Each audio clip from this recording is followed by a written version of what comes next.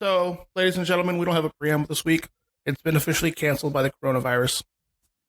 It made it to the preamble even? That's okay. That's it. It's gone. Wouldn't that mean over. one of us have the coronavirus then by that measure? Well, the editor can't because you have to put this together. Huh. So we could do this and then disappear. But you could be like, this could be like the, what do you call it? The, like, red flag, or what do you call it? The parrot isn't it like a parakeet in the cave?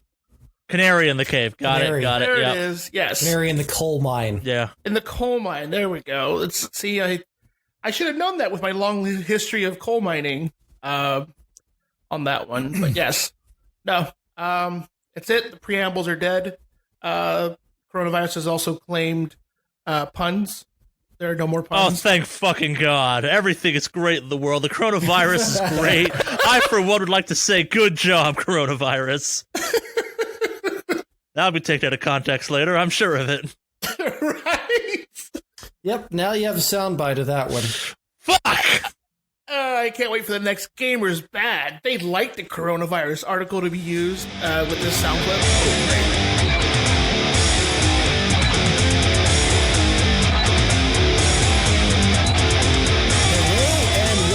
Wicked Awesomecast number 192.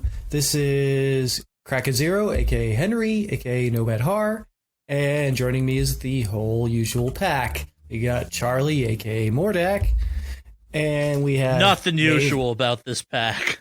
I object to being called usual. and Alex, aka Mave Online. Woody woo. So, boys, it's kind of a slow week. I mean, it was even a slow week for me personally. It's like a kind of a slow news week. But I mean, things happened. But I mean, yeah. I mean, I guess for me personally, it's like I didn't really get up to a whole lot, really. I mean, did any of you? I got my basic white girl on a little bit. What? All right, do tell. All right, so as established in kind of the lore of this podcast, I have a fondness for apple picking as code for going and getting like fucking day drunk on hard cider in apple fields, because that's what lots of modern apple orchards do these days. They turn their apples into delicious hard alcohols and donuts, and I hate that I've finally become this person. It's taken almost a decade for me to get to this point, but I finally am like, man, I kind of miss seasons living in Los Angeles or Southern California, whatever the fuck you want to talk about. And recently my wife found a place that's so far above sea level in SoCal that they actually still get seasons. And we went there over this weekend, or we were there yesterday as of this podcast recording, the weekend before this comes up, and we did like the off-season apple picking tour thing, and we're going to go back for the on-season apple picking tour thing that happens in like September, but it was just basically me gorging myself on cider donuts and apple cider and hard apple cider, being like, this is the shit you can't get back in civilization. This is what my childhood tasted like. It was a lot of fun. I have nothing to do with video games whatsoever, but I really like cider. One of my favorite drinks, both hard and not hard. Oh, I'd like a good cider. It's like I had the great chance to visit the West Country in England quite a bit. And the West Country is, at least within England, is well known for being cider country, like super cider country. If you're wondering what West Country accents sound like, think Hobbits. That's a West Country accent, but it's really well known for cider, and it's very common to see like stands with like relatively fresh brewed cider around. Yeah. Like if you go to Glastonbury Festival, which Glastonbury Festival happens in the West Country, and there's always going to be some like large cider providers there that are local, and it's going to be awesome because it's usually not only apple but pear cider, and pear cider, I really love pear cider. It's so nice. Have you guys had pear cider? Yeah, I don't like it that much because I don't like pears. Don't think I have. It's a bit milder because pears are a bit milder in flavor, and slightly sweeter, a little bit less tart. But yeah, I'm a big fan of pear ciders. Just apple cider also awesome, you know. And one thing that I did kind of enjoy when I lived in Portland, one of the things I enjoyed was the fact that there's a lot of local cideries. Is that the way you call them? Cideries? Cider houses? I don't know. Cider breweries, whatever. Definitely not that one. That one sounds completely wrong. But yeah, there's a lot of good local cider, and of course a lot of good stuff just to the north in Washington, but yeah, just within Portland or within Oregon. I mean, there's a lot of local cideries. I think the Reverend Nat's is based in Oregon. I'm not positive though, but there's a lot of. I just remember every time I went to the store, there's just a lot of local ciders, like very, you know, at least local to Oregon, and so that's pretty cool. Yeah, I definitely agree. Ciders are worth partaking in. If you haven't had like a good cider, I would highly recommend it. Yeah. I'm just talking like even the basic non-alcoholic stuff. Like in the entire time me and my wife have been together, she's had to put up with me bemoaning how like I can't get cider in Los Angeles, which you can, but it's not very good. And like she got to try an apple cider donut for the first time yesterday, and she's like, "Oh shit, I get why you're like up in arms ready to fight people over this stuff." I'm like, yeah. It's like, it's still a fucking donut, but I get why you who likes donuts are like, I will straight up stab someone for besmirching the name of the cider donut. Murder for pastries, motherfuckers. Yeah, mostly we had fun taking the dog out places. I do want to give a shout out to my favorite of the farms we went to, which was the Frostline Farm. The guy that was running it that day, at least, pulled a hell of a fucking good joke on me and my wife and my dog, where most of these places kind of accept the idea that, yeah, dogs wander in, half our stuff, like 2/3 of our stuff are in cans, so it doesn't really fucking matter if your dog's near it or not. But so we're wandering around his store, and he goes, I hate to break this to you, we have a very strong dog policy. And she just goes white as a sheet, like, oh, I thought we checked. He's like, no. He's like, every dog has to be petted by me at least for a minute. We're like, oh, thank fucking God. But like, we thought we were going to get kicked out. We're like, oh no, what have we done? Well played, sir. Well played. I did something else though. I'm starting to wind down my Destiny playing. I will talk about why I think in the news, because fucking Trials of Osiris is back. But I finally have Platinum in Destiny 2 on PlayStation, which makes me real happy. We finally got the fucking Leviathan Prestige raid done, which I know doesn't sound like much, but my clan has now attempted to help me out with this 5 times, and each time we've had like glitches make it unplayable.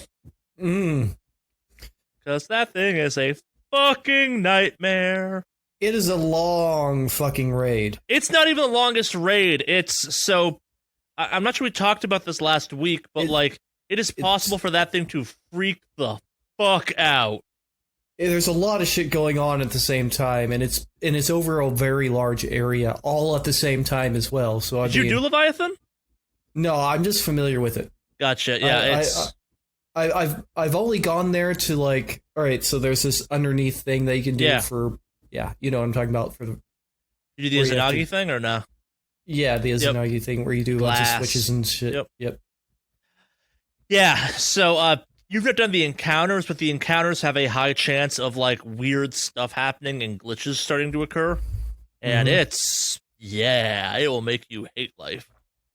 I mean, that's the thing. It's like, it's not that it's so long. It's like, if it's liable to glitch up, it's like, now you've spent, hours of your life for nothing. Yeah, we had a run of it where enemies were spawning in and casting a spell instantaneously, which is not supposed to be happening, but managed to knuckle through it. But like by the end of it, we're like, fuck. It was not great. We would die a little bit. Yeah, I'm at a strange point in Destiny 2 right now myself. Though the new season's going to be starting in very soon. Yeah. Soon. I don't think I'll be playing as much of Destiny next season, partially because Animal Crossing and Doom Eternal come out next month. Mm. I like the contrast between those two. Oh, it gets weirder, but we won't get to that till we get to the our listener mail later. They brought up a very funny reality that I did not realize till they mentioned it.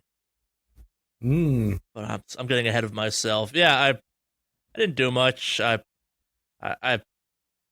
dealt with the fallout from making mead. All of my mead is now bubbling away, doing its meaty things. It's putting off CO2, which is always a nightmare. But every time you make mead and you tell people you work with, oh, I made mead over the weekend, they want to tell you things, and like someone's like, oh, you're gonna put that in your giant like banquet goblet, and there's only one correct response to that type of comment. It's not just skulls to my enemy and make horrifying eye contact with them, like, yes, I will not rest till I drink mead from that man's skull.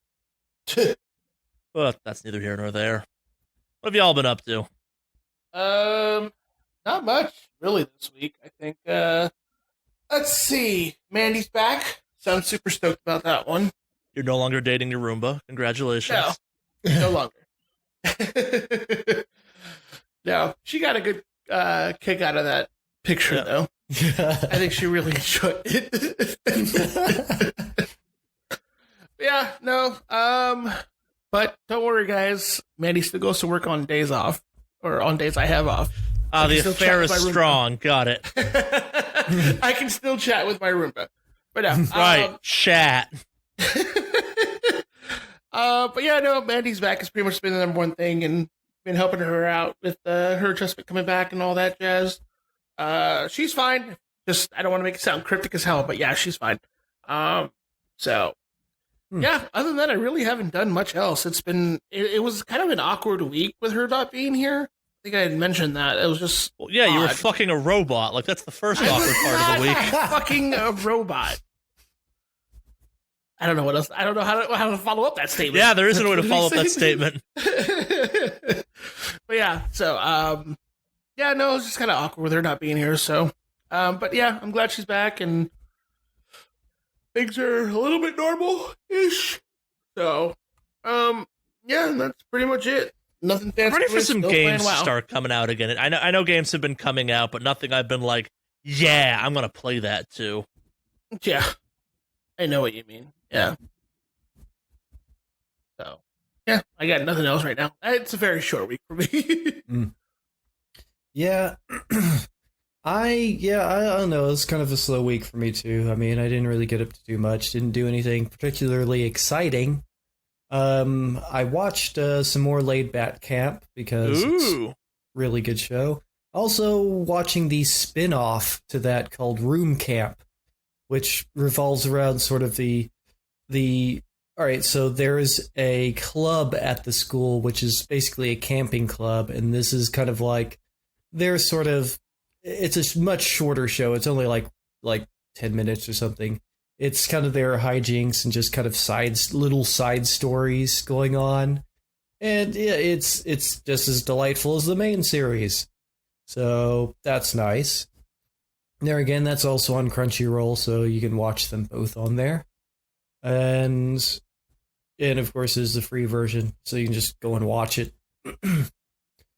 I've been continuing to use GeForce Now, and my use for it right now has been mainly occasionally in Terra, but also in Destiny 2 if I feel like doing anything that requires It's a really good other system. people. I have been very happy with it. Though, this is something I found just playing it yesterday. They're starting to have some capacity issues. Well, yeah, it's assholes like us that keep talking about how great it is that caused that problem. Yeah, and so you get in a queue, and it says looking for next rig.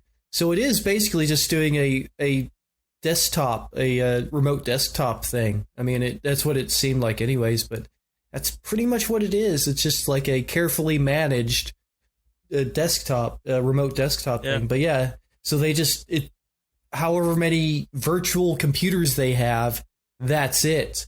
And if so, you can get on a queue for that. And I was kind of feeling like that's going to happen because NVIDIA just does not have the same infrastructure that Google does.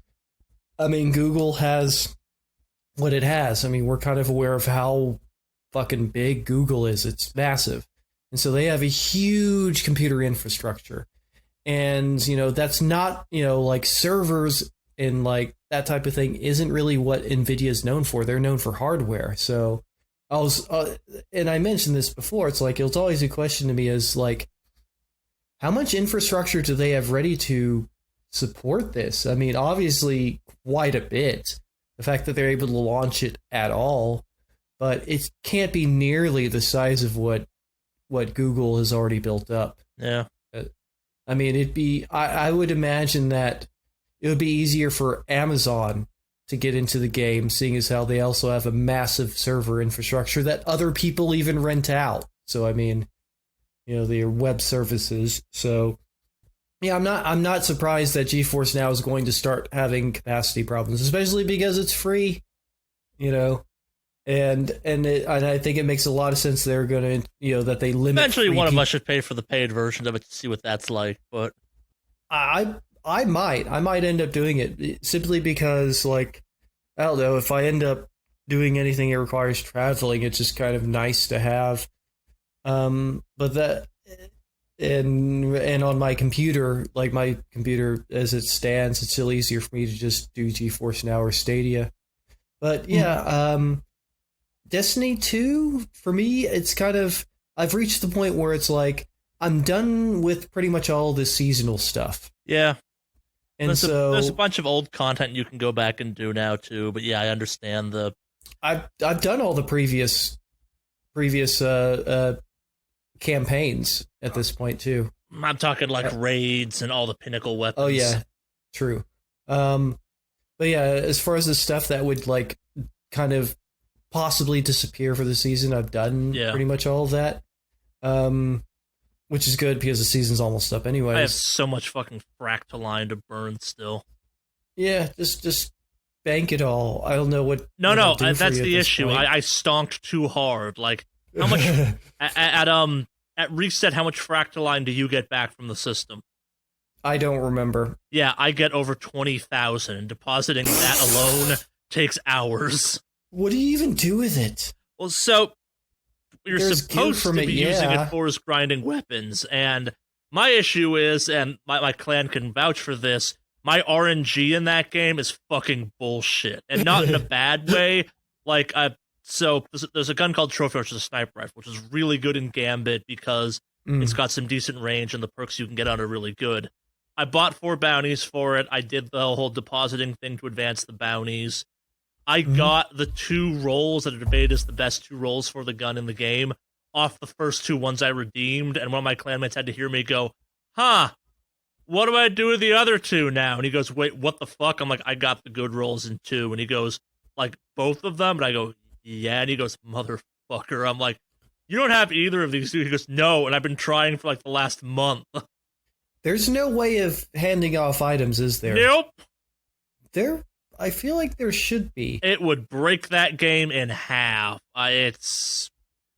Trading in that game would cause problems.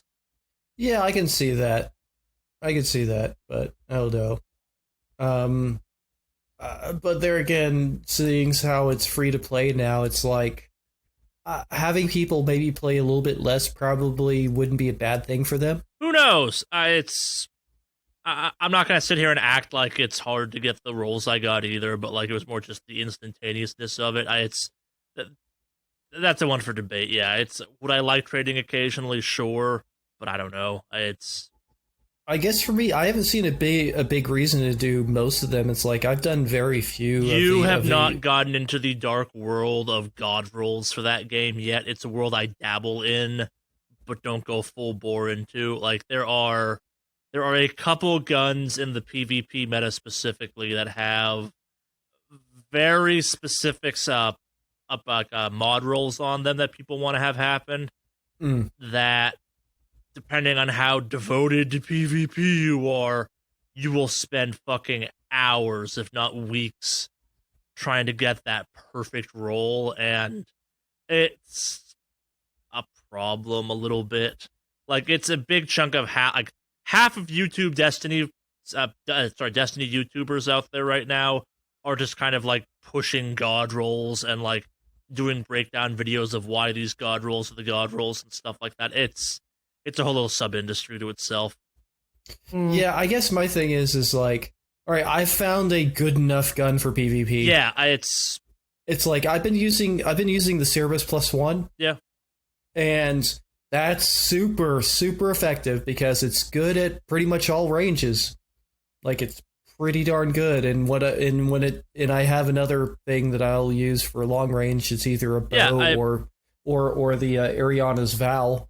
For most of us, we are happy enough with good enough things. There's a group of people, the sweatiest of the sweats, that really want peak performance. And yeah. We will talk more about that whole topic later on in this podcast when we get to news, actually. Yeah. Because a little thing got announced that I suspect you two don't really have context for about how potentially fucking fucked up it's gonna make Destiny for a season. But yeah, the Cerberus +1 has been, and I've seen other people using it too, so I'm like, hey, yeah, I guess I'm not the only one who finds it pretty useful for this mode. Yeah. Because there again, it works, it's pretty effective for most ranges. It just tears people up at mid-range. And if they're using a shotgun, the shotgun can't really do as good a damage to me at mid-range as I can with the Cerberus. But yeah, especially because you can alternate fire if you've done the catalyst with a bit tighter spread.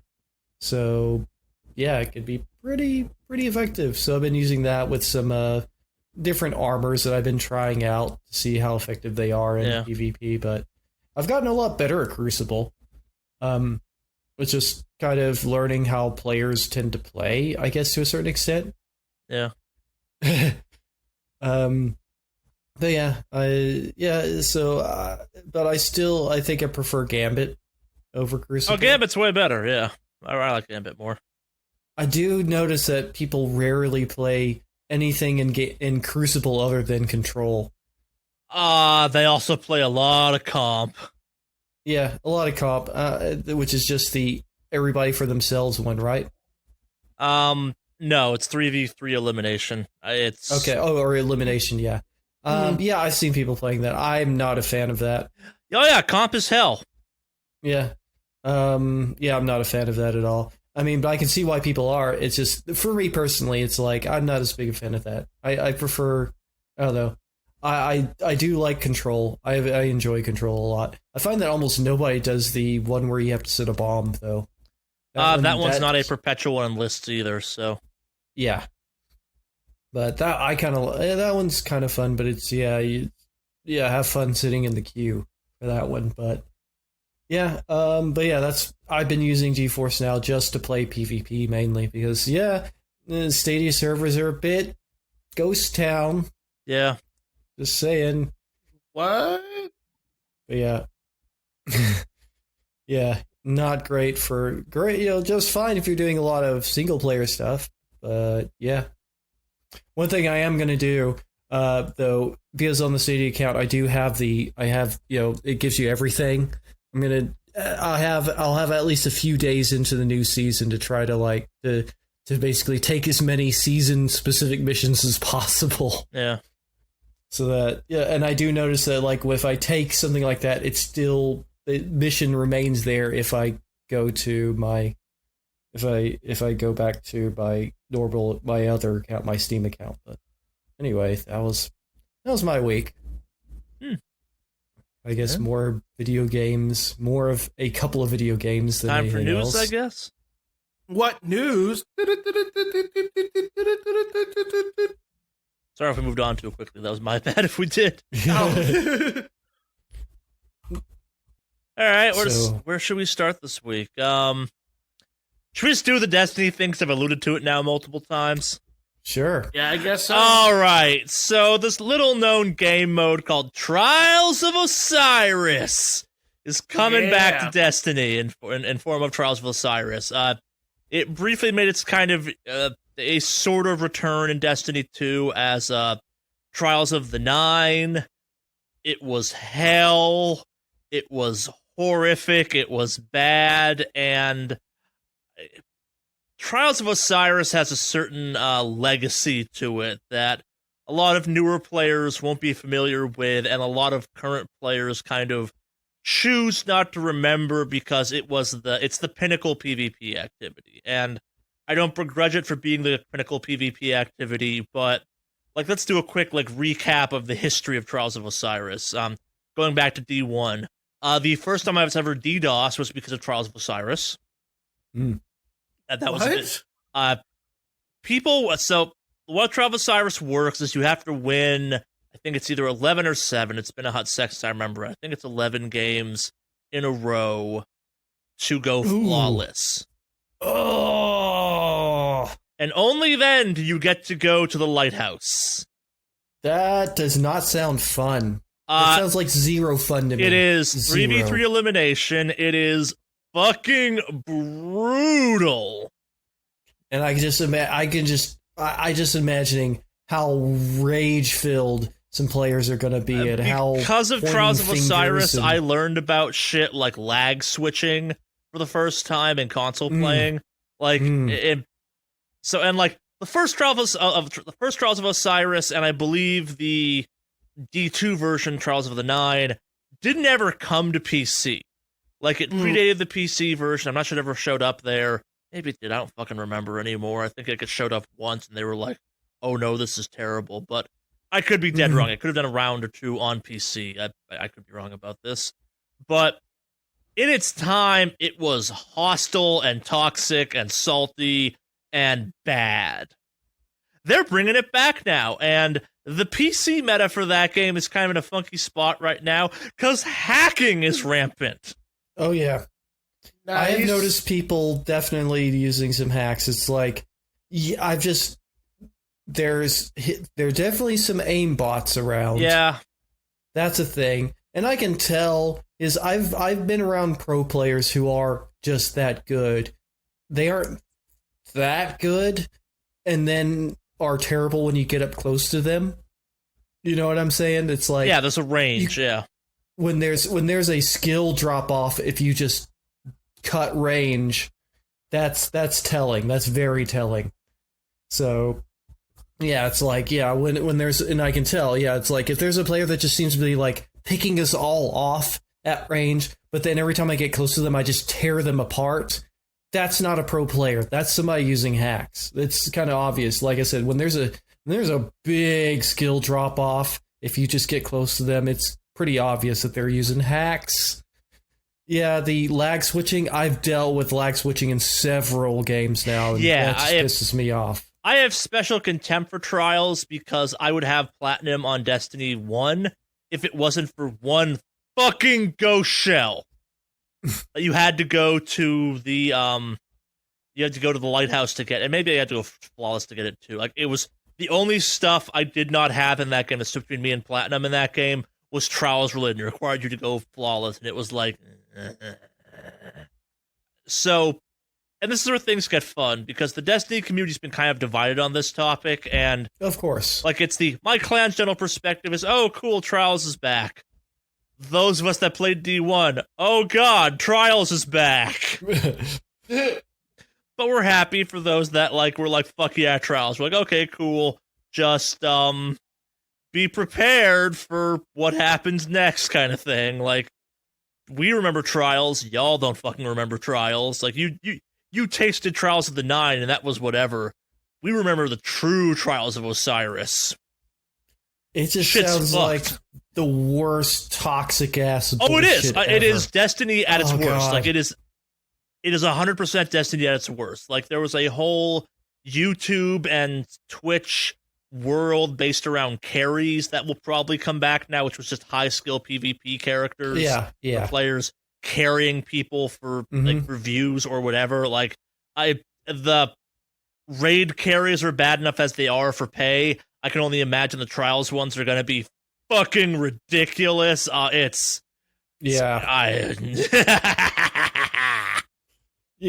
It's like, and it's not. It's like I find that normal PvP isn't too bad it doesn't seem to be bad at all on the toxicity thing. Like, I rarely ever see. Like, I've never been on even like teams that have lost pretty badly. I've never seen or heard anybody really talking. Yeah, you don't noise. play enough comp. Like, comp has people like sending you hate I imagine speech comp is the saltier. moment, like, it's like, oh, fucking crutch using air intel. I'm like, I'm in fucking comp. I'm here to win, bitch. See, I play mainly Control, and Control doesn't seem to have any of that toxicity. Oh yeah, no, which is kind of nice. It does occasionally, but nowhere near at the same scale. Like, I don't think I've played a game yet where I've seen people really saying anything, typing or saying anything on voice chat, like anything, like at all. Like, it's just kind of like, I guess we lost. Whatever. Yeah, I'm still getting my bounties. You're not good at PvP in Destiny until you play comp and someone like fucking cusses you out for using a weapon. Yeah, I'm probably never gonna play comp. Just saying. And here's the problem. This is always the problem with comp. There are some real good weapons hidden behind the comp barrier. Like, Recluse is a fucking monster. I enjoy Randy's throwing knife as well. It's a great gun. It's two of my favorite guns in the game. Like, also two of the defendably best guns in the game. You have to play comp to get. That kind of makes it kind of. I mean, that is a topic that lots of people like to discuss at way too much nauseum. Yes, but let's. We've kind of delved into Trials of the Nine and how I'm just ever so excited to see this thing come back. Let's cover the actual news aspect of it. So, Trials is a PvP pinnacle-based activity. The original armor from Destiny 1 is coming back. The kind of cool Egyptian-inspired stuff. It is badass-looking armor. Some of the better-looking armor in the game, truthfully, but also people are mad that it's just the same armor coming back. This will be free. It's not part of the season pass, so if you're a free-to-play player, you will have access to this. It's not totally clear what power aspects will play into this, but at least as of right now, it has been said that the artifact will not factor in, so you can't grind infinitely for power because this is a power-enabled activity, meaning if I'm level 970 and Henry is level 940 and he shoots me, I will take a shit ton of damage. I will take a shit ton of damage. Like, I have people in my clan right now that are capable of tanking supers that should be one-hit kills. Interesting. It's a problem. It's a real problem. That's neither here nor there.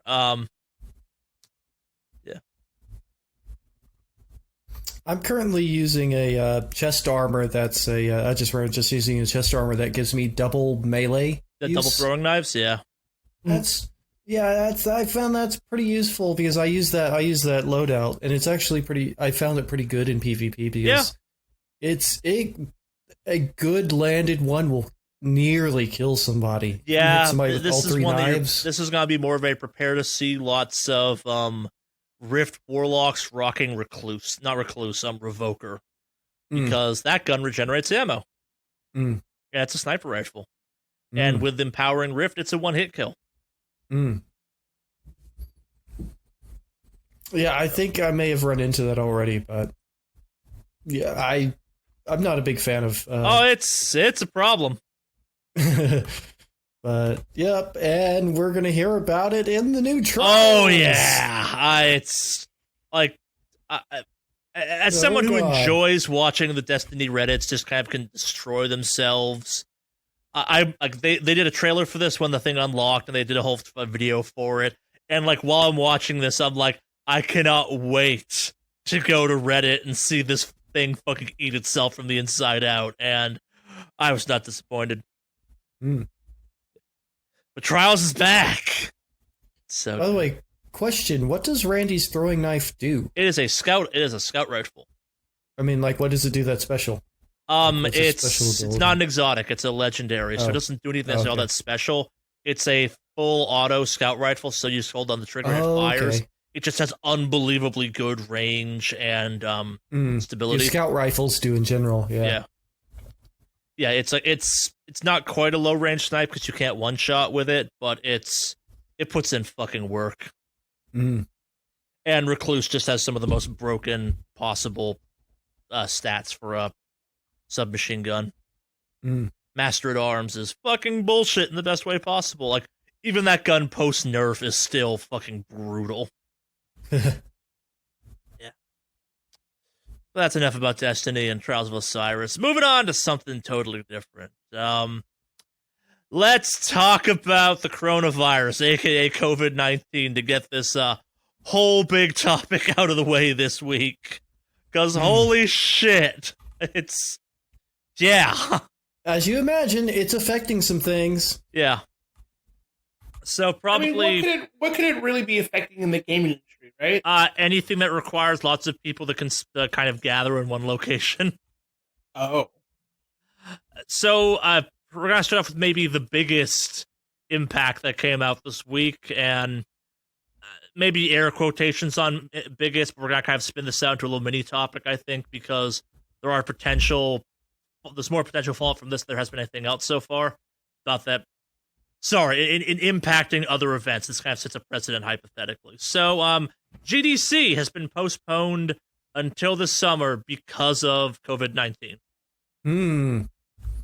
This kind of happened when Microsoft and Epic and Kojima Productions and a variety of other people kind of slowly got out there and announced, hey, we're not going to go to GDC because we don't want to get sick. Yep. And enough people got out there and said, yeah, we're not doing that because this is a bad health situation kind of thing. And it'd be one thing if that was the only example of this happening this week, but also EVE Online canceled their big fan fest this year because of COVID-19, and I guess some OWL matches, the Overwatch League, for those who don't know what OWL stands for, they were going to happen in Korea, also got canceled because of this whole thing. And my wife, who does not really follow this stuff, this is like reaching enough that made it into her world, and she looked at me and said, hey, is E3 going to happen this year still? Yeah. It's going to consist of like... I want to make a joke, but I don't know if I should. It's going to consist of like one company there. There's like going to be like one large company, one small company, and that's literally going to be it. And then like a dozen or so influencers who don't know any better. I think if the influencers go, then yes, E3 should happen. And then if we're lucky, we can take out all the influencers at once. I like where you're going with this. I think my favorite joke I've seen on this topic, and it's kind of a bit in poor taste, but I thought funny, was Corona outbreak at CyberGoth raid. It's all them fucking wearing gas masks. That's what CyberGoths wear anyway. No one dies or affected. It's like, oh yeah, that tracks. I've seen that joke done for like avian flu as well. Yep. It's not an original joke. But yep. Yeah, I mean, it's having an effect on everything. So yeah, I mean, it's even caused the sort of bullshit stock market to just dive. Oh yeah, like to put it like in the game store I do my Starfinder playing at. Like the owner there is like, yeah, we have about 2 weeks before the whole China kind of shipping situation starts to actually affect us. A lot of stuff gets made there. Yep. A lot of stuff. Tons of stuff. Indeed.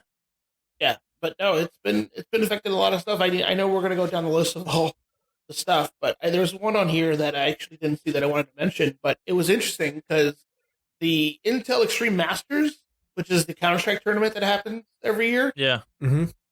They had their finals with no audience. It was just the players on stage. Whoa. They canceled all the tickets for I guess it's in Poland. The Katowice. I'm butchering that, and I'm sorry anybody from Poland. But yeah, they had sold out the arena at about 11,500 people. Shit. And canceled all their tickets, and we're like, sorry, but due to the concerns, we're going to have them compete on stage with no audience to avoid any chance of any of that.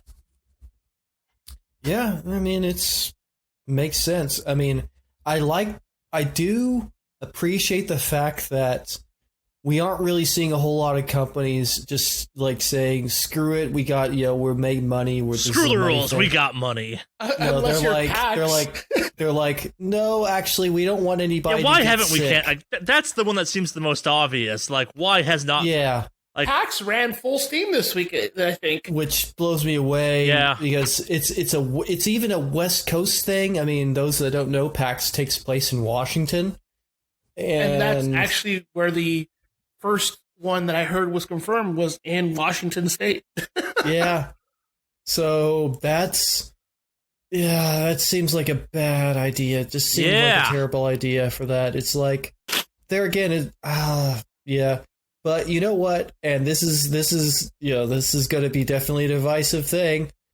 I don't go to PAX, and I don't care to. I did to one of the very early ones, and I'm probably never going to go again. I have reservations about them, and it doesn't surprise me too much that they would be like, "Oh, whatever, coronavirus," and run it anyways, because I don't feel like it's run by people with good sense. Sure. Just saying.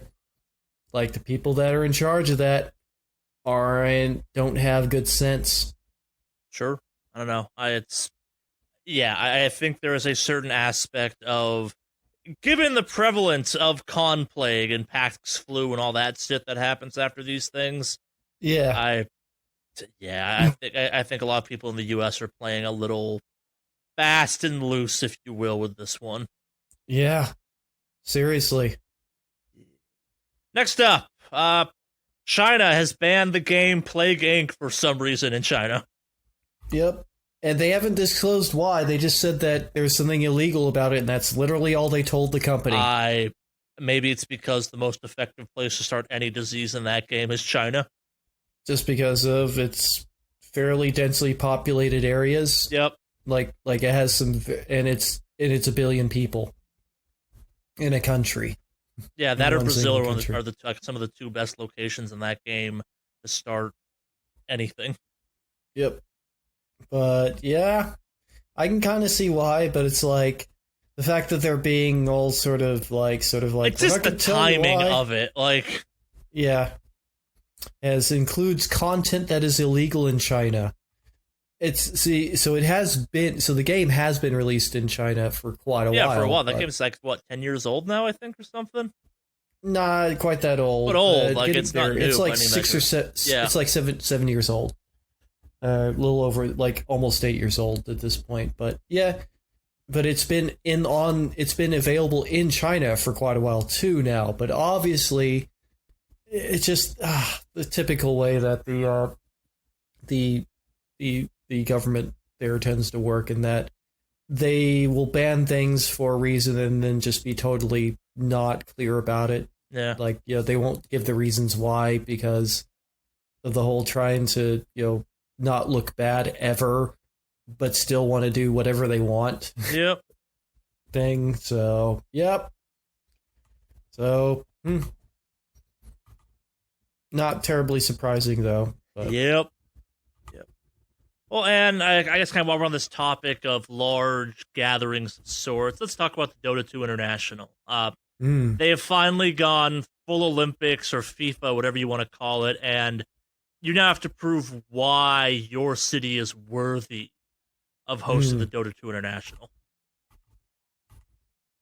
So, games have hit the big time. Have they? I don't know. I've never felt like I don't play Dota, so I don't really care about the international. But a lot of people do, apparently. Apparently, yeah. I know the Olympics and FIFA and shit are both good and terrible for countries simultaneously. Like, I don't know. I don't think that the Dota International is that big, but it doesn't require the same level of infrastructure. That's true. Like for maybe the Olympics, that's the benefit. I mean, it'd be more similar to like FIFA, where it's more of just like, we need a stadium, rather than we need you to literally build all sorts of stuff for the whole infrastructure of the games. But yeah, the impact isn't nearly as serious. I mean, it's more of a just be prepared for a lot of people to come in, rather than you're going to have to build tons of stuff that's never going to get used again ever. Yep. So whereas, it's like we're going to use an existing stadium, and just make sure your hotels are ready for everything. So, where the Olympic Village is famous for having a ridiculous number of condoms, we recommend stocking up on air fresheners and spray deodorant, and maybe smell cancellation equipment. Possibly some mace. Those are the extreme end of things, but yeah. No, I'm just saying, it's like, you could either make that roving party of people who didn't bathe, just spray them down a bit. Oh, I get what you're saying. You can make them smell better, or you can make them go the fuck away. Got it. I still stand by maybe a tad extreme, but I'm all for this plan now. Fuck it, why not? We were talking about streaming platforms earlier. Stadia finally gets a feature that, maybe it should have fucking launched with. So, let's put you back on the Stadia way back when machine. You had to have a controller to play the mobile version of that one previously. They have finally added smartphone-style controls on the screen, so you don't need to lug a controller around with you to play on the go, which is great. Actually makes sense to have it on your phone, because fucking otherwise PlayStation Remote Play launched with this feature. It's just kind of funny to me in that it's like, it's portable, except you have to lug around a controller too. Yeah. That's my beef with the mobile version of the GeForce one, but the GeForce one's also free and didn't make me buy a fucking controller, so even out. Yeah. I guess we're talking about controllers. Diablo 4.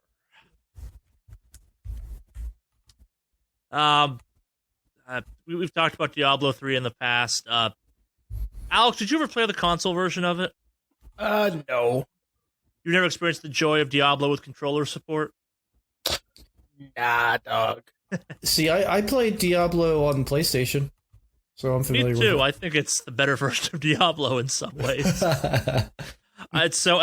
As someone who historically has not liked Diablo, but would have totally gotten into Diablo 3 on PC if they had brought their incredibly good console controls to the PC version, it's been announced that the PC version of Diablo 4 will indeed come with that kind of arcadey style support for the PC, which it puts me in a spot where it's like I want to play Diablo 4 because I like Diablo 3 a lot, but also, Blizzard. Yep. This is a good change, though. I love the controllers. I love the controller version for the consoles. I think it's incredibly slick and well done, especially for classes that have... It works well for everything. I think range is where it shines, though. The mage classes do just unbelievably cool things with it, because it turns stuff into a twin-stick shooter, which I thought was kind of fun. Yeah. I definitely like that better than the point-and-click style of play, to be honest. But I'll have to say this. Why play that when you could just play Torchlight? There's that. Ooh. Yep. Which is super good. And there are new ones coming out soon, or should be coming out soon. New developer coming out with a new Torchlight game called Frontiers, but just play that. But anyways, so did you guys catch the other little tidbit on news regarding Diablo 4 this week? I noticed it wasn't on here. No. They released a first look trailer. No, I have not heard about this part. So they released this little preview snack trailer, if you will. And they're like, oh, it's going to be cool. It's going to show us something. And it literally was just a stop motion clay, it was one of those spinning camera angle things where it's just a literal, figurines, and that's all it was. And they released it as a preview thing. And it got really fucking downvoted hard. Because people thought it was going to be an actual trailer, but all it was another fucking stupid advertising thing for it. And it got a lot of bad coverage. I just thought it was hilarious. Oh, Blizzard can't even release shit like that right nowadays. Yep. Did you really expect anything better? It's keep hoping. keep hoping that they're going to change. They're going to change. If you're good enough to them and you keep treating them good, they're not going to change. As long as you're throwing money at them. Oh, yeah. I think that's it for all the download news.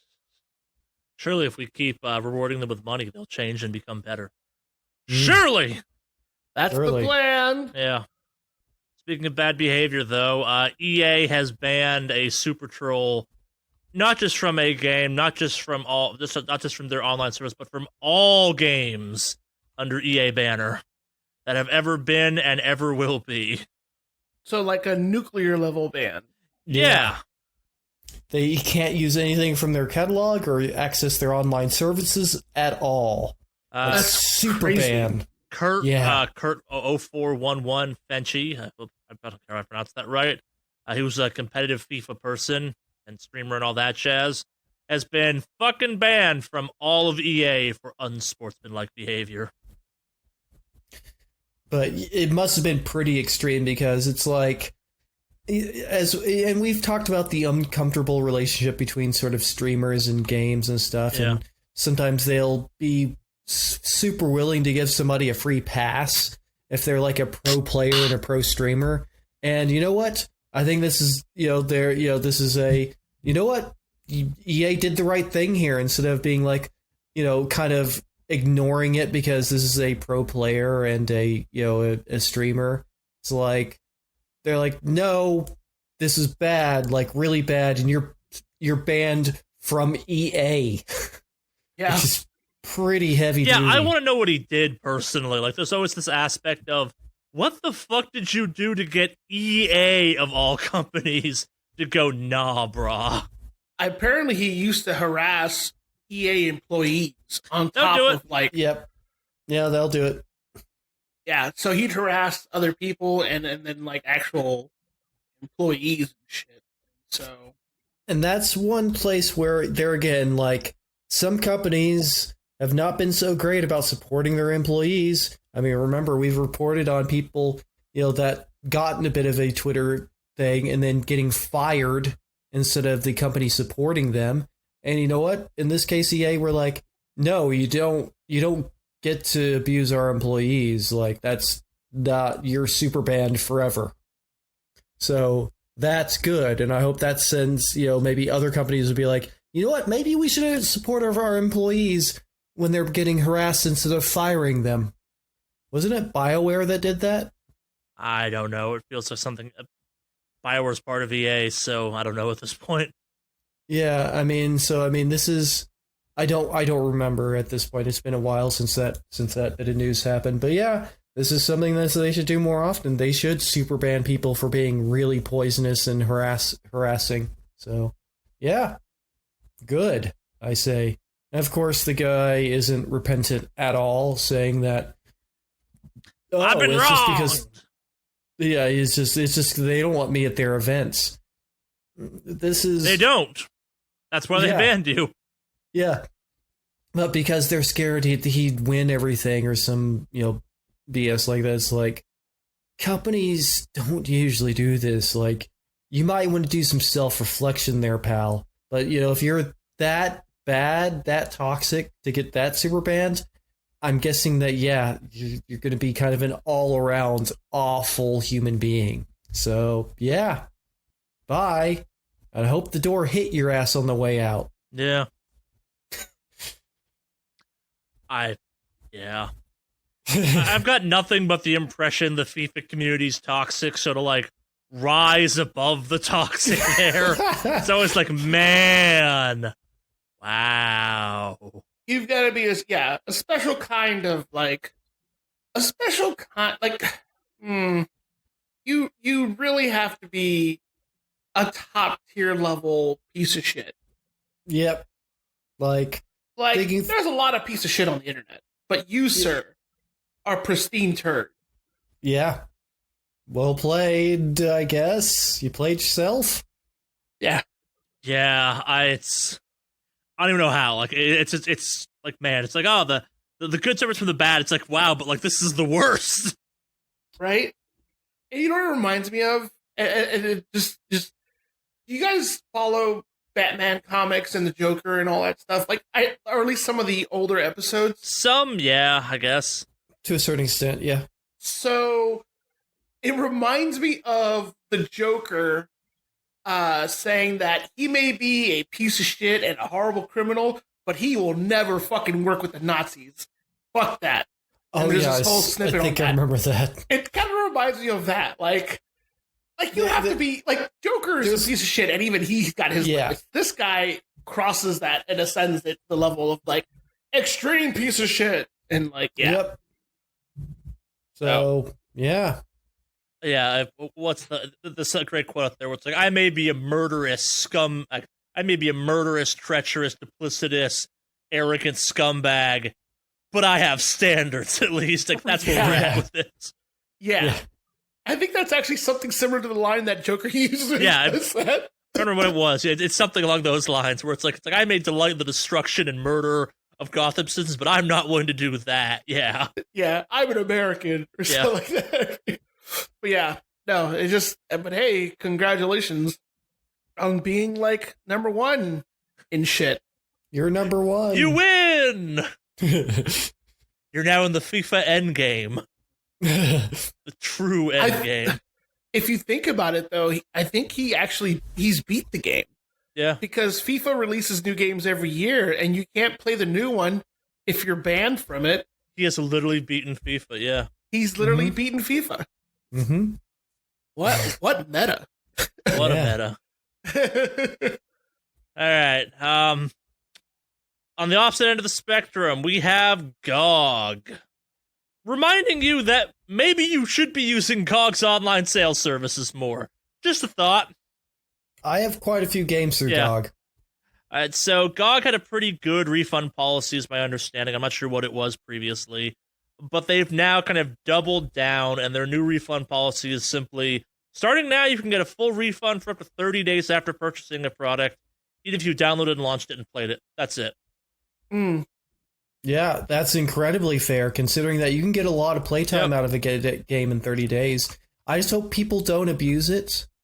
That's just, because that's just kind of a shitty thing to do. Yeah. This is such a generous one, but it's like, for the smaller games, I could see, I don't know how, I like it and I don't like it, because I could see how it might hurt, like, some of these smaller games made by smaller companies that are like, our game is only 5 hours long, and I guess, you'll play it and then enjoy it, and then they'll be like, I want my money back. So, and they do reserve the right to refuse refunds in individual cases. There's some fine print on this.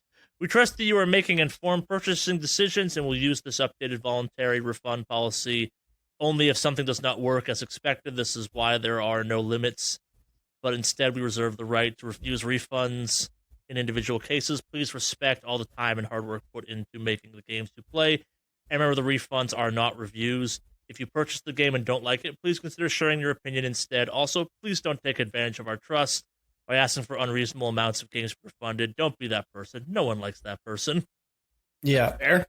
Yeah. And I think but the thing is, that's also going to bring up the problem of, like, not being clear about maybe necessarily why they might refuse one.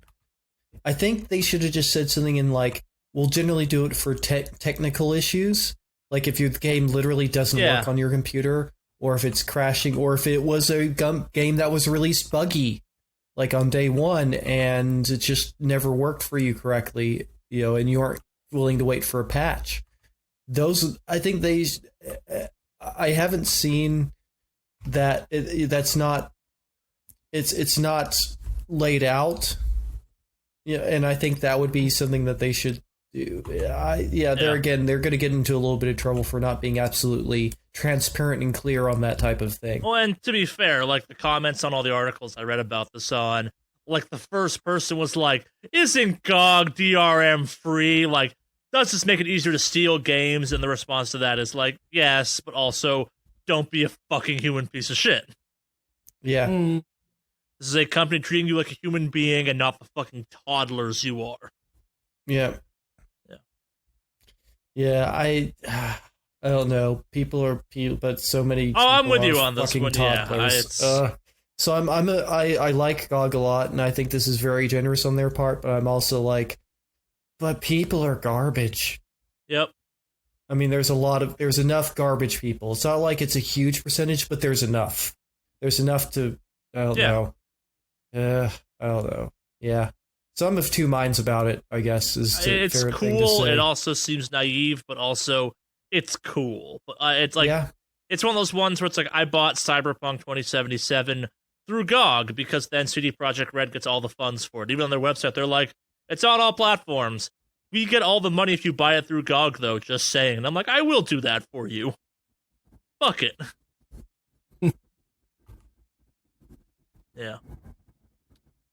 In a kind of weird twist, Devotion, that Taiwanese game that got yanked from Steam because of a variety of censorship reasons, is the understanding we all have, is back. Thanks to the Harvard Library. Which is interesting. Yeah, I didn't know they were archiving video games. Yeah. When did they start archiving games? Is that a new thing, or what's going on here?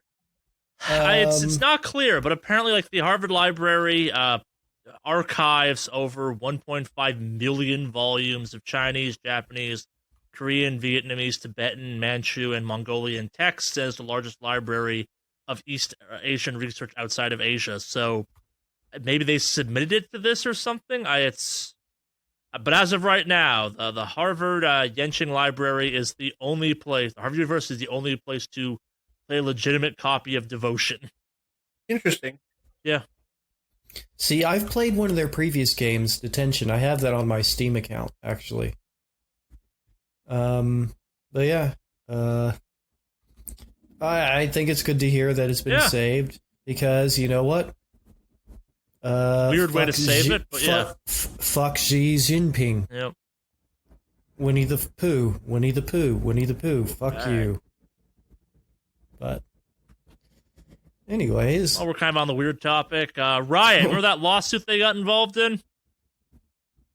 Yeah. And then they fixed everything and everything's good again, right? Yep. Yeah. It's probably still kind of happening.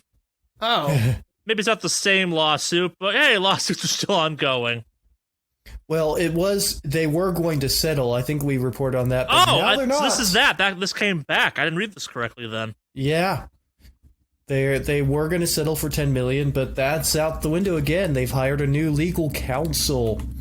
They hired the same lawyer that brought cases against the Weinstein Company and Kevin Spacey?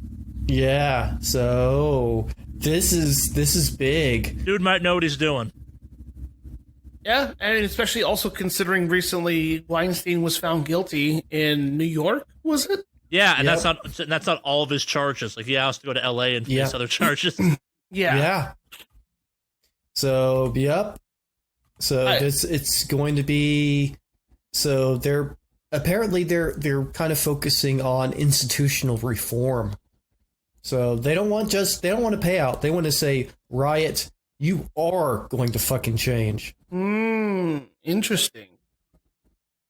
So as part of if they're going to do a settlement, the settlement is going to include, like, not just we'll do better, or it's going to include, like, this is specifically what you're going to do to change this bullshit. Which you would think you would do if you got sued for something like that. No, I think people are assholes. Yeah. Or at least there's enough of them. Yep. Yeah, I mean, honestly, 10 million wasn't what they were just going to laugh that off. Like, they make so much money off of League of Legends. 10 million was just like a drop in the bucket. That wasn't going to make them want to change. And I think that's what they realized. That 10 million, wasn't even a dent in their yearly income. It's not a dent in their monthly income, probably. well, it's a weird one too, because that could mean that could mean some decent money to some people that would, in theory, benefit off of it. But absolutely, but I don't think that's the point, and I think that's the point of really what they want to do here. The point isn't just we were wrong. The point is you should fucking change. Riot Games needs to fucking change. No, and I was building up to, like, I respect the fact that, like, the decision was made. Like, no, we're not going to take the short-term financial gain, and we're going to kind of go for the greater good aspect of this. Yeah. Like, I've never been involved in one of these types of lawsuits, and don't get me wrong, the idea of like, hey, I still want a chunk of that $10 million, that would sure be fucking appealing. But the like, so often you see situations like this where you're in a situation where you probably could actually win and force a lot of change, where it kind of, once the financial payout aspect gets involved, it becomes kind of okay, yeah, like it gets polluted into like, okay, maybe they're trying to make money off this or something, and that does not seem to be the case in this case, which is great. And that's the other thing. It's like no one really wants to stick around in court forever, to be involved in litigation forever, because that's just draining. That's just, anybody that's ever been involved in any sort of litigation knows that it sucks, especially when you are just a group of, kind of normal ass people. You want to live your life, like it's you against a corporation with deep pockets that could take this on out forever. And like in this instance, it's like you have to relive the same shitty memories over and over and over as part of this too. But yeah, so good for them. I mean, that's not. I mean, I like what they're pressing on for. It's they're doing good work. So and it's hard work and heart-wrenching and just scarring work, but they're trying to make a difference here. So really quick here, just because I want to put some context on here. Yep. And all that. So they were getting a $10 million settlement as opposed to this originally before it was withdrawn, correct? Yeah. Yes. Riot's revenue last year was $1.5 billion. Yeah. Yep. That's what I was saying. Like that doesn't even affect their monthly income, let alone their yearly. Yeah, their revenue from last year, $10 million of that, just to give context for people, $10 million is 1% of $1 billion. And if they made $1.5 billion last year in revenue, that's a fucking drop in the bucket. Yeah, that's... Yeah. It's the same reason you have companies out there incentivizing breaking the law, because the fines are actually calculated into their profits, and it's still profitable for them to break the fucking law. Yep. So in this case, they're saying, you can't just pay us off here. You're going to change. So I mean, it may end up being a similar settlement or even less, but it's like, but it'll come bundled with, and these are specific changes you have to do, and if you break these, maybe you'll be liable for 100 times this. Yep. And that's what I'd have in there, like I would be like, we'll settle for $8 million, but if you break the term, if we can prove in any way that you've broken the terms of this agreement, you'll be due us $1 billion. Yeah. So that's the type of thing I'm expecting to see here. Like, we will actually put a massive hit into your profits if you don't hold up to this deal. But it should be easy for you. But that's the point. But yeah, I hope it's something to the extent of that, like, we'll literally bankrupt your goddamn company if you don't uphold to this agreement. Yeah. All right, where to go next? Let's talk about some awards, I guess. Roberta Williams will receive the Pioneer Award from the GDCA. Henry, what does that mean? And so this is it's going to take place at the GDC, the Game Developers Conference, and this is the Game Developers Choice Awards. And so this is a lifetime achievement style award. It's called the Pioneers Award. And it's talking about sort of breakthroughs in just, video gaming, not it could be technological, but it could also be just sort of in, just in gaming in general. And she was pretty much created the graphical adventure game genre. I mean, she wasn't probably the first person to ever do it, but certainly the only first person really to make it commercial. And so the King's Quest series, that's her series, her seminal series, that she co-founded a company with her husband, Ken Williams, that's Sierra Online, and she basically mainly worked on the King's Quest games and then some other games like Phantasmagoria series as well, which were also adventure games, graphical adventure games. But it's like Telltale is pretty much, in things like that, those pretty much were because of her work in the industry. And Yeah, I played several of the early King's Quest games. And essentially, it is the non-combat based. They're not combat based at all, and now that's one change. And they're kind of like an evolution of a game like text-based game like Zork or something like that, brought to a graphical dimension where it's like you find a thing and you use a thing on a thing. Where it's like you'll find like a shovel and then you have to use it to dig a hole on another screen. Something to that extent. So I mean, and it pretty much created a whole genre, and I'd say a lot of just modern games take a lot of games today still take a lot of owe a lot to that. Yeah. Because really, and this was done in early 1980s, like 82, 83. And so when she was doing this, we were still very much in a arcadey sense, in that most games are sort of like you sit down and you just battle some things and you rack up a big score, or you play through the game and you're just trying to get to an end. And even that was barely starting in the early 80s, that where games actually had an end to them. And, in the 70s, you got mainly a lot of arcade games, that were just mainly based around action and not heavy on storyline. You started to see some text-based games, but yeah, a type of game that wasn't a game in a sense. At the time, there was a lot of, sort of the way there is, people talk about how you're not a real gamer if you play phone games. To the same sense, some people had some thoughts about, like, is it a game if there's no arcade sense to it, if you're not, moving around and shooting, getting a score?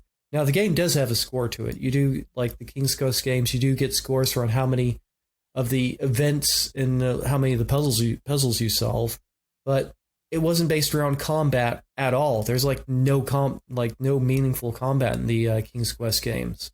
Not really. There's very much about problem solving and puzzle solving.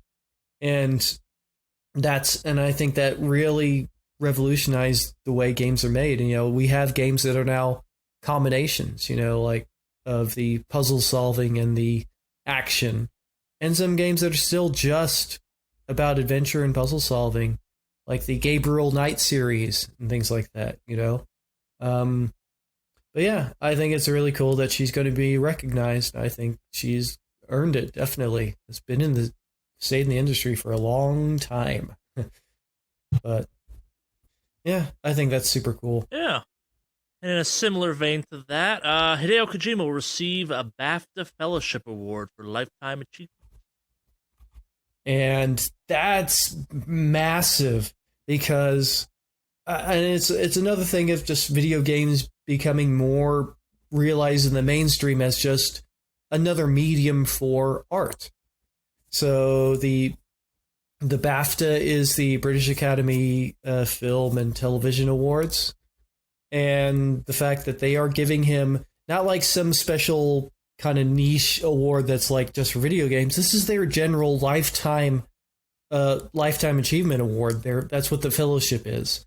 It is a lifetime achievement award. It's the highest honor that they can bestow, like literally the highest honor that they have.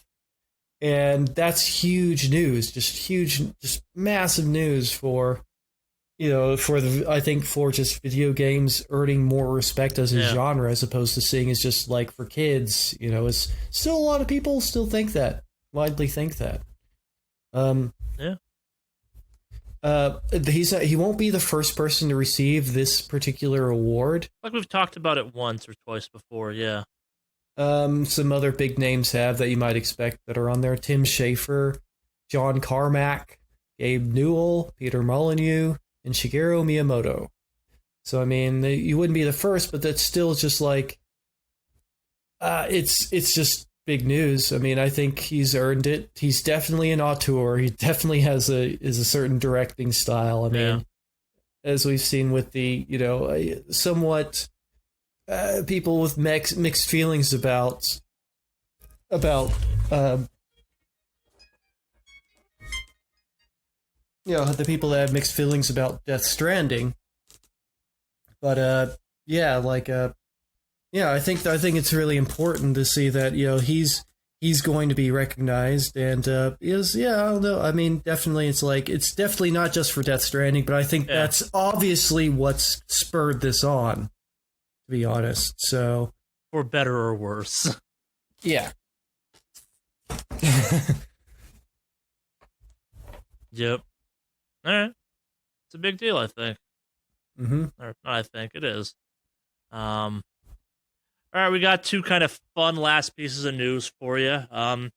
It's not so much news, but some BioWare devs got out there and revealed that despite the Mass Effect system, the Mass Effect franchise having bad guy options, most people don't actually go bad guy.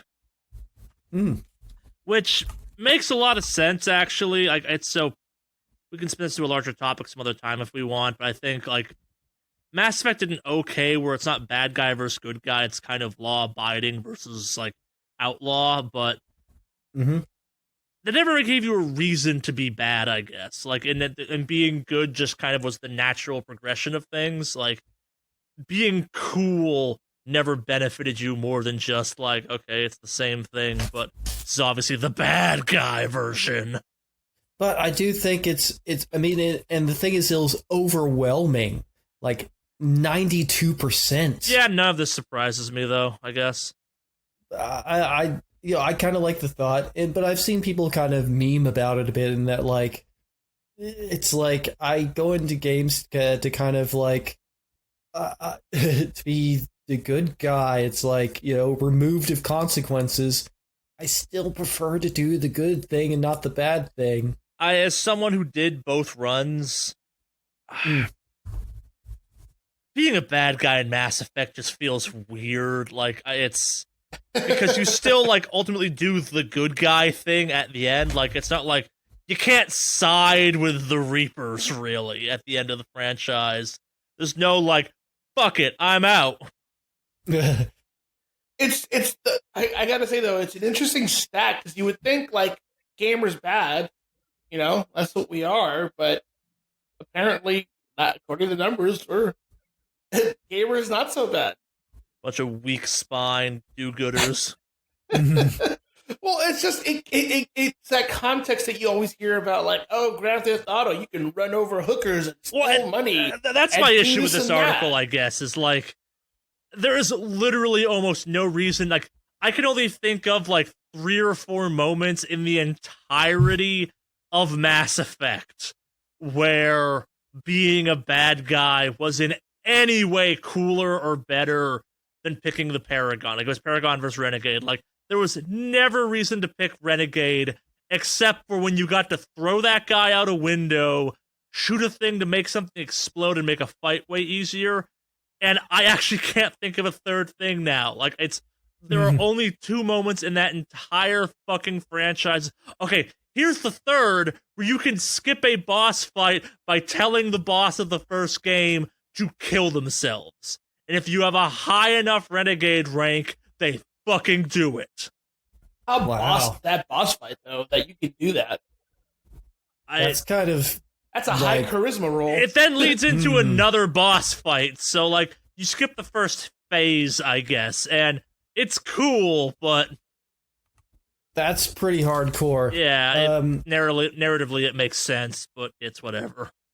It just reminds me, there is an episode of Doctor Who from the first season of the Renewal, the newer, the 2000s version. Sure. That where the Doctor talks a Dalek into killing itself, like, just basically it's pretty dark. But if you know, I can imagine. But those who know about the series, there's reasons and it makes sense. It's not like it came out of nowhere that he would that the Doctor, generally known for trying to be good, would talk something into self-destructing.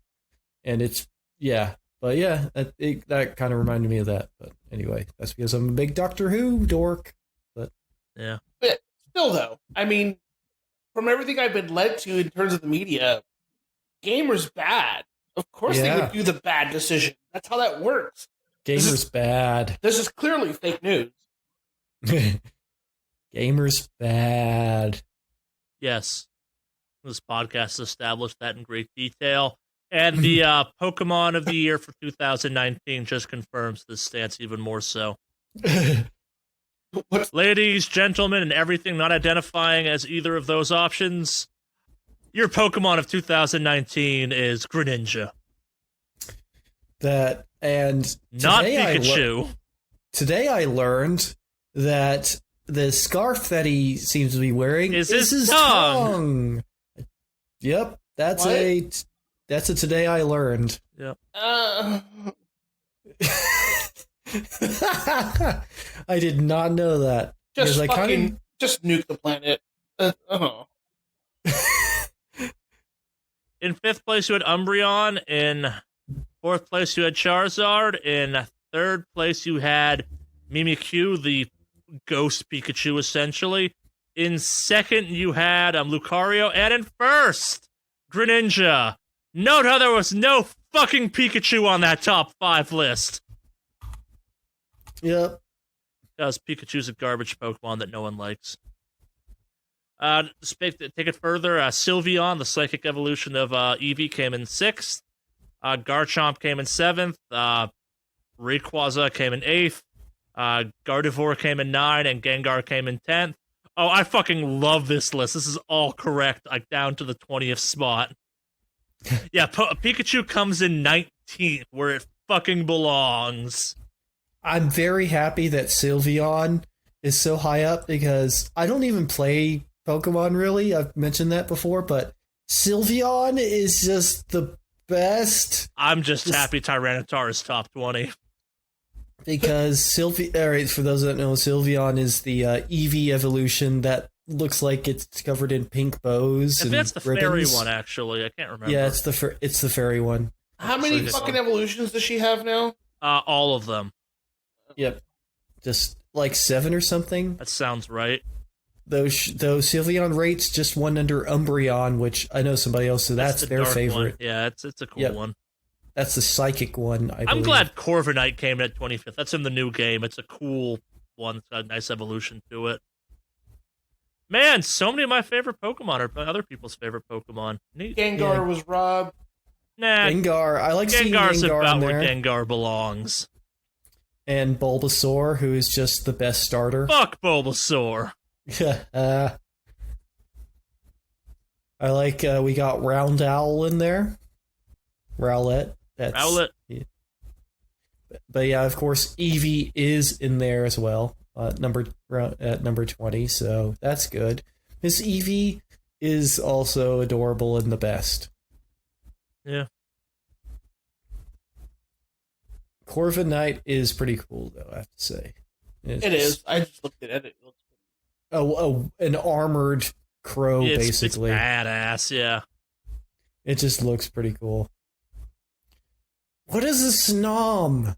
What is... It's got a butt for a face. That's why people like it. That's literally what came to my mind first. Yep. Like, what is this? It's got a butt for a face. I think it's an ice fairy, but I can't remember. It's like, I'm looking at the rest of them. I kind of get why they were popular, but look at that one. Like, oh, Henry, it's because it has a butt for a face. Yeah, that's the only reason people love that Pokemon. Because it's got a butt for a face. They really are running out of fucking ideas, aren't they? I don't know. Could have 2 butts for a face. And with that in mind, news. Not news comes to an end. Emails. Alex, if you wanted to send us an email, what email address would you send that email to so it made its way to us? Very simple. You would go ahead and send us an email at wickedawesomecast@gmail.com. What's that email again, Henry? Sorry, I forgot our bit for a second there. Stalled out. That is wickedawesomecast@gmail.com. Yes, again, wickedawesomecast@gmail.com. Spells it sounds down in the show notes. Etc. We got a lot of emails about DJ Roomba this week, and we're going to save those for the end. We have never gotten the email responses that fast or that immediately after a podcast goes up to the podcast. I was a little scared. That's amazing. Yeah.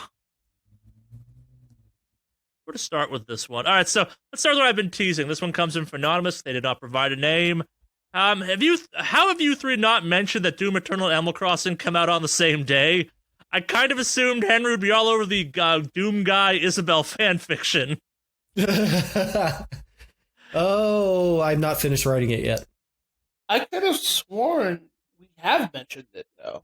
I don't know, but I'm now uploading some images to our chat that, I did not know this till we got this email. That's alright. I already love this. Oh, it gets better. Well, I like to just think that she's the one secretly inside the armor. Sure.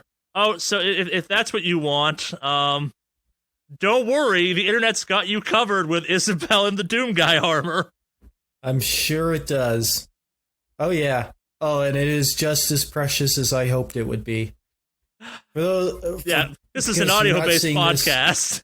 They are. He's sending me. They're sending along. Just Google Doom Guy and Isabel. It pops up. It's great. It is. I am enjoying this a lot. This is so good. Yeah. So the history of this I had to track down because fuck it, I was too curious. Apparently someone from the Doom subreddit went to the Animal Crossing subreddit, was like, just because like hope your game does super grand launch day. Like, it's really kind of weird these two games are launching at the same time, and the internet's taking it from there to like the team behind Doom was like remarked on like Nintendo announcing, hey, we're doing Animal Crossing Direct. The official Doom Eternal account was like, is Isabel gonna be there? And we're going to see some mods. I'm sure we're going to see some mods. Sure.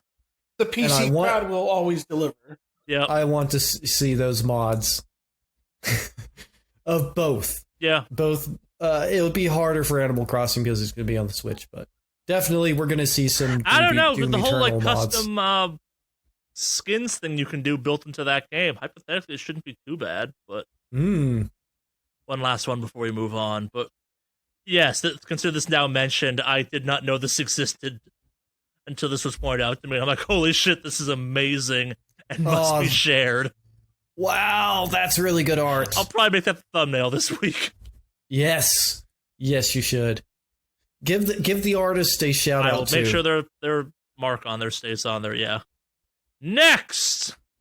Thanks for writing in, by the way, and telling us that. That was fantastic. Yes. Dear Rick at Awesomecast. I recently found myself wondering what the food scientist was up to lately. Obviously, Nikolai Traxxu's engaging in the most legitimate of business. Henry Ford, horse murderer, is presumably out murdering horses.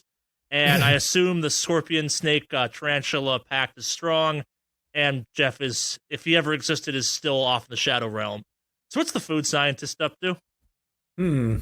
Alex, you're his biggest fan. What's the food scientist up to? KFC just announced a new burger, or not a chicken sandwich that's in between two freshly baked or freshly made glazed donuts. Food science! Yeah, that sounds about right. I had it. It was... How is it? Okay. Combined together with the chicken, it's okay. The donuts that KFC makes, though, are fucking fire. Really? They're like it's just simple glazed donuts, but they're fresh. They are fucking fire. Like too hot or good? No, like good. Try the donut from KFC. There's a KFC here in my office. I go check this out now. Yeah.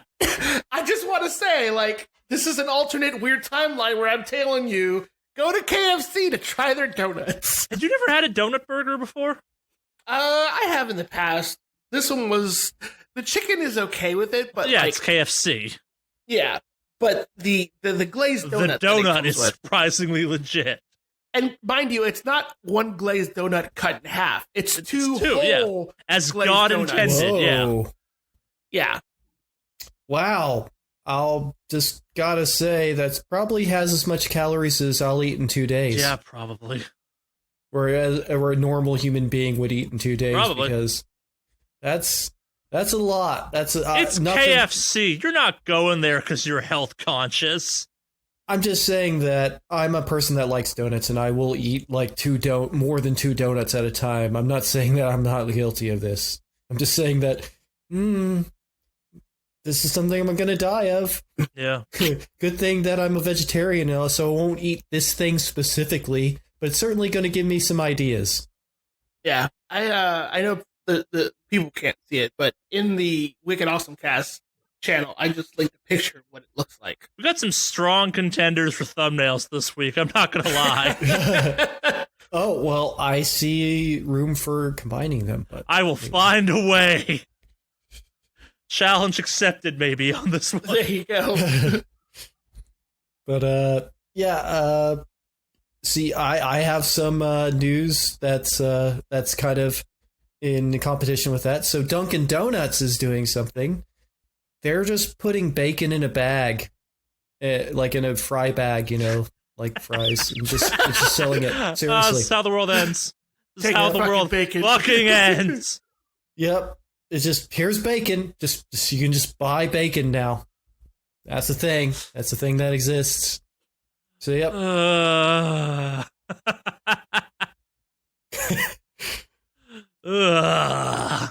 Food science.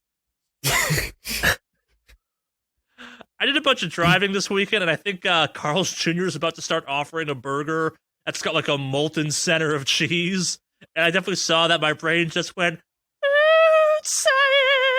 I'm like, I've seen many commercials for that now. Yeah. They're again on Twitch. Yep. Of course they're on Twitch. Yeah.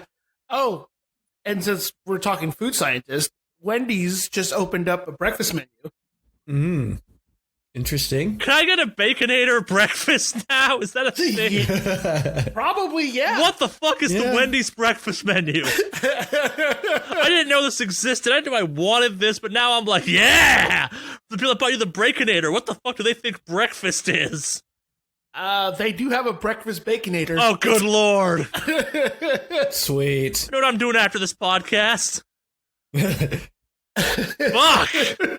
So, it's grilled sausage, American cheese, smoked bacon, a fresh cracked egg, more cheese, bacon, and then Swiss cheese sauce. Put a fucking egg on the Baconator and call it a breakfast burger. Just do that, you monsters. No need to reinvent shit.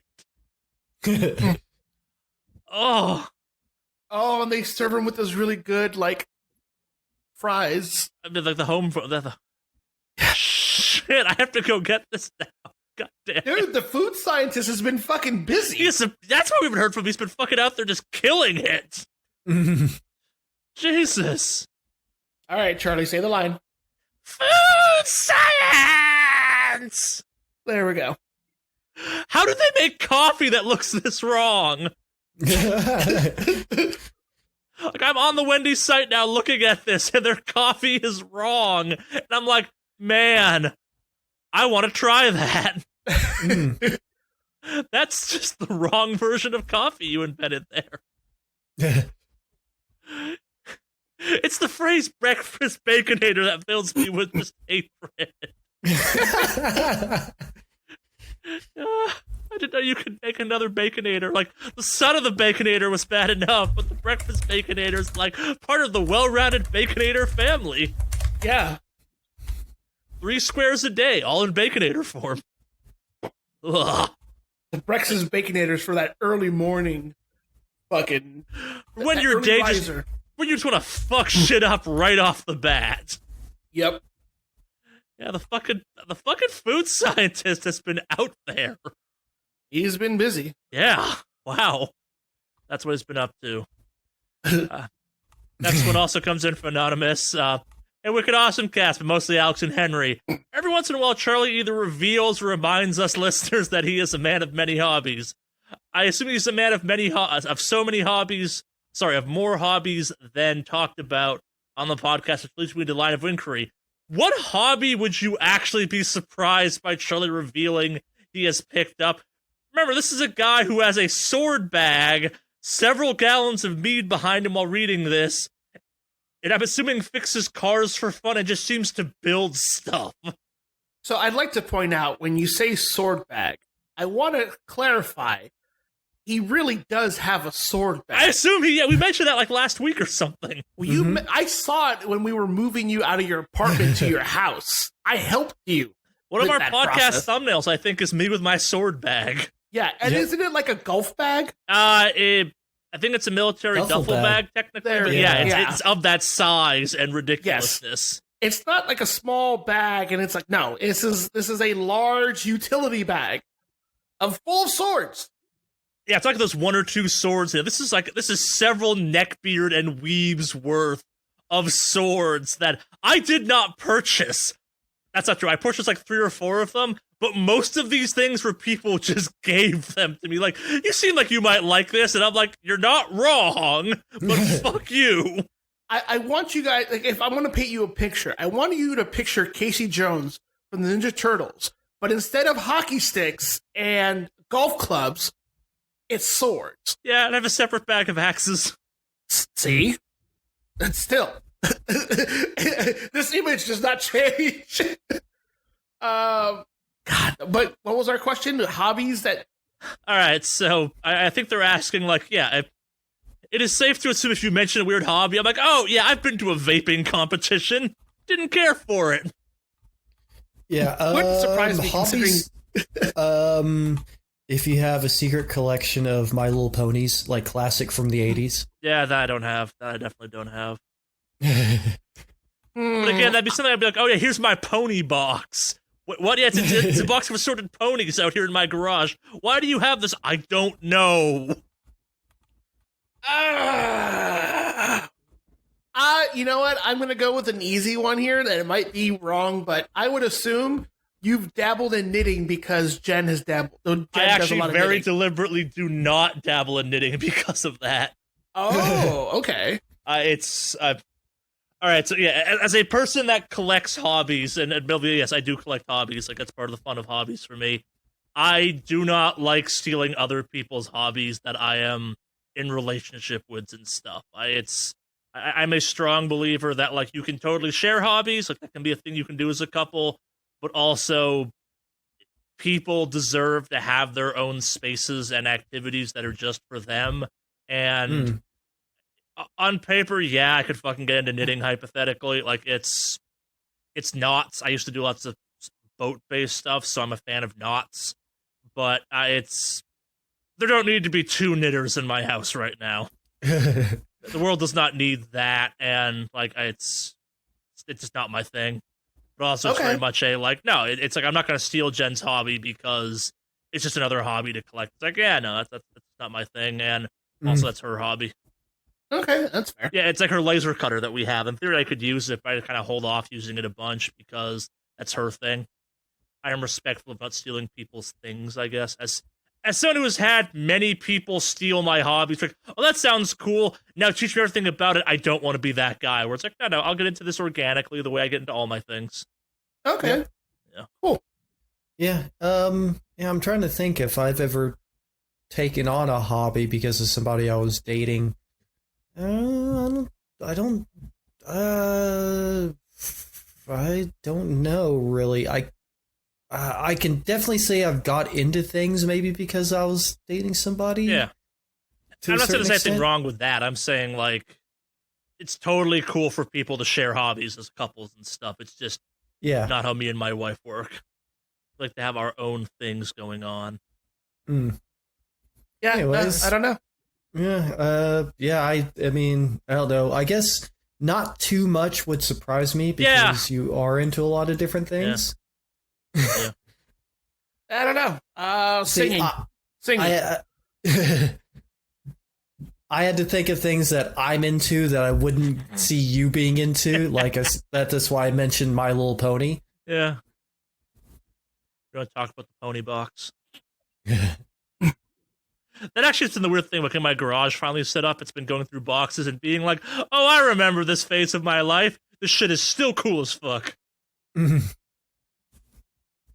All right, but let's do our first of the DJ Roomba responses. I have distilled these down essentially to 2 of the emails we got on this topic. One of them, the reason for picking it will be obvious. The other one is because it was the first one of this ilk to come in. So if I'm not reading one of your emails, don't feel bad. I read them. We just were giving this the first person that emailed into this question because we would have 30 different questions along these lines, and that's ridiculous. This one comes in from Gretchen. Dear Alex and I guess Henry and Charlie, but mostly Alex. My husband and I both listened to your podcast, and this week we were looking at new towels and walked by the store's Roomba display thing, which somehow had placed a little speaker on top of it, and both of us fell over laughing. Through this laughter, my husband managed to choke out the question, wonder if Alex fucked this Roomba as well. What the fuck? I don't really have a question, though. Just thought you three might like to know that you've ruined what was once a nice Parks and Rec joke for me and my husband. The number of emails we got along this line of... How many did we get? like 15 that were just about like, wonder if Alex fucked this Roomba too.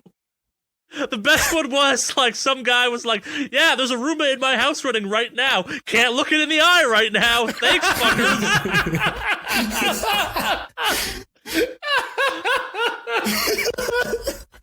Thanks. To the couple that wrote about me ruining the Roomba for them, I just want to say, you never deserved the Roomba. Fuck you all. All right. Sorry, I misspoke. We're doing 3 Roomba emails. This next one comes in from Anonymous. Again, it was the first one we got in this topic. This one is an actual question. Last week, someone said something about how DJ Roomba was the least original name for a Roomba. What is actually a good name for a Roomba? I don't know. I name all my robots Newman. I don't know. I just stole the one from Parks and Rec. Yeah, I think that's why last week I said, like, this is the worst, like, this is the least original name for a Roomba ever. Like, I like naming Roombas after, like, butler names and shit like that. It feels correct.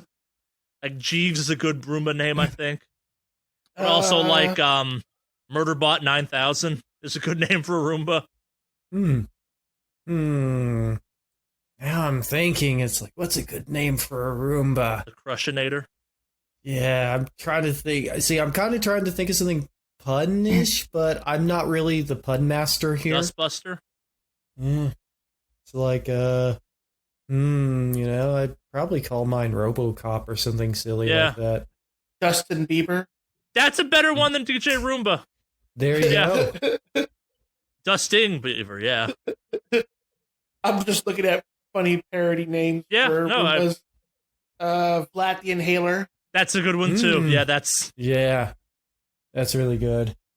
My mom, despite owning one, refuses to call it thinks they're called Rumbas for some dumb reason. Goomba the Roomba? No. She's like, have you run your Rumble lately? And I'm like, my what? I don't dance anymore. For those of you guys who think I fuck my Roomba, we can call it Marilyn Monroebot. Oh, like you could get that type of pull. Renaming Alex's Roomba the Winehouse Experience. Oh, my. It's the only celebrity name I could think of at that point in time. I feel bad now.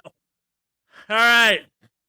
Our last, and certainly not least email, comes in from Jeff, who may or may not have ever existed. Uh-oh. Hello, fuckers. I am afraid to say that now. Hello, Charlie, Henry, and Alex.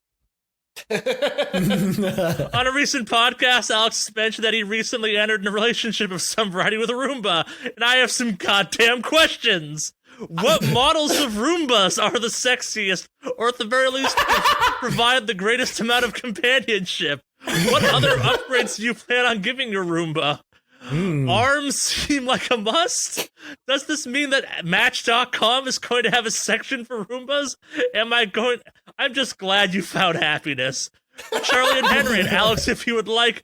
Henry mentioned Isekai Quartet. Although I have not ever watched an Isekai Quartet, and Quartet part of me intrigues me greatly. If you could build your own quartet show using other shows and another genre, what would it be? I would like dystopian super police with the Major from Ghost in the Shell, Shinya Kogame from Psycho Pass, Agent Furia from an anime crimes division, and Spike from Cowboy Bebop. Together they could basically fight against a version of Soju Akishima, psychopath thing, with the Laughing Man's abilities. Keep on doing what you guys do. We'll cue the metal later for him. I like how our community's responded to this. I really do. I have some ideas on some meta that I'd throw together. I think I would do I would put in all the monster collecting ones into one. So have Ash see just how pathetic he is when compared to anybody from, say, Yu-Gi-Oh! And Digimon and Yokai Watch.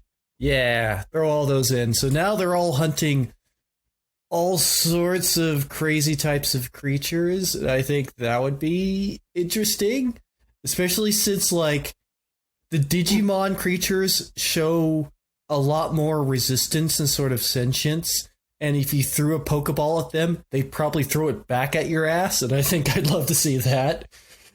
Ash would be like, I'm going to capture this Greymon. And Greymon just catches it and be like, bitch! Throws it right back in his face. His face, yeah. Yep. So, yeah, that's the thing I'd like to see. I want all of the characters from the MMO animes I love so much to be in a battle royale. Like, I want fucking the characters from Sword Art Online and the Dot Hack franchise and a couple other ones that names elude me right now to be forced to battle royale it off, because some of those characters are fantastically broken intentionally.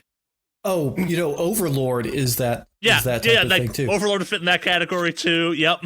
And he is ridiculously OP. Like, there are characters in Dot Hack that would be capable of going toe to toe with him. But yes, oh yeah, absolutely. It's mostly I just want to see the main characters from the fucking Sword Art Online franchise get their skulls caved in constantly. Fuck Sword Art Online. How about an anime filled with all the magical girls? Sure. Again, is it like a battle royale or something? Yeah.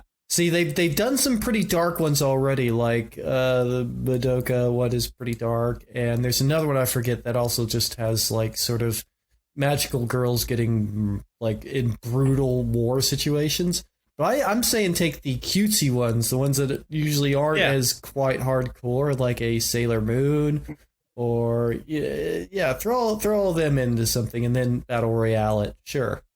Or just have them all fighting for it. Make one giant super love polygon, and they're all fighting for a lot of different things, because that's how Cardcaptor Sakura works. It's just a big love polygon. So sure, yeah, do that. So it's basically Excel Saga? Sure. No, it's not. It's Excel Saga. That show is terrible in the best way possible. Mm-hmm. It is supposed to be a parody, so. Yeah. Alex, I promise no more emails will be read next week about your relationship with a Roomba. I welcome your hatred. This was funny for 1 week. No, kind of like the hockey hatred. terms in the letter Kenny. I'm putting a mild moratorium on this one. We can bring it back in a month or so if things get slow. I welcome your fucking hatred, Internet. Fair enough. Fair enough. A post I think people identified with. I was not prepared for it. That's it for emails this week. Thank you for writing in. Fucking throwaway lines that people are like, wait, what? We can do shit with this. Yeah. That does it for this week. Anything you two want to talk about before we close this thing out? I'm hoping to finally start streaming again. I've been lagging on that pretty hard as of late, but yeah, well, I think I might just stream with the room still looking the way it does right now. So. Yeah. See, that was the thing. We're kind of aware that, you just moved into the house and probably still not everything's unpacked because there's just a lot of that to unpack. And definitely not all put away where you want it yet. So Yeah, I'm sorting out most of the boxes so it'll look okay-ish right now. We have a few more boxes, but now that Mandy's back this next week, we're going to finally, like, upcoming weekend, we're just going to tackle everything finally, at least as far as the unpacking goes Sure. and all that.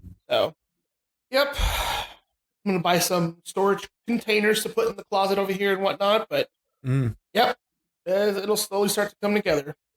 Very So nice. I may vlog that whole process. Who knows? Ugh. At least the game room, not the unpacking. No one gives a shit about the house unpacking. Yeah, that sounds right. So, yeah. Other than that, if you do want to get updates and occasional stories and updates regarding the Roomba, you can reach me at Mave Online on all my social medias. So, Woo! yeah, Mave Online, Twitter, Facebook Gaming, Twitch, Mixer, Instagram, all of it. I don't have a vape.tv yet, but give it time. You should make one. They're great.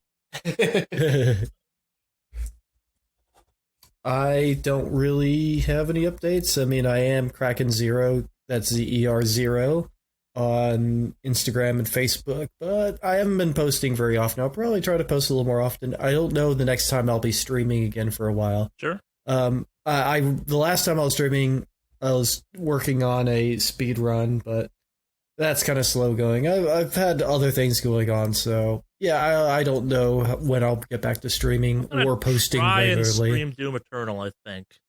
I think. Ooh. Don't hold me to it yet. That's about it on my end. Who wants to close it out? Oh, sorry. Yes, we have Jeff to close it out. Cue the metal.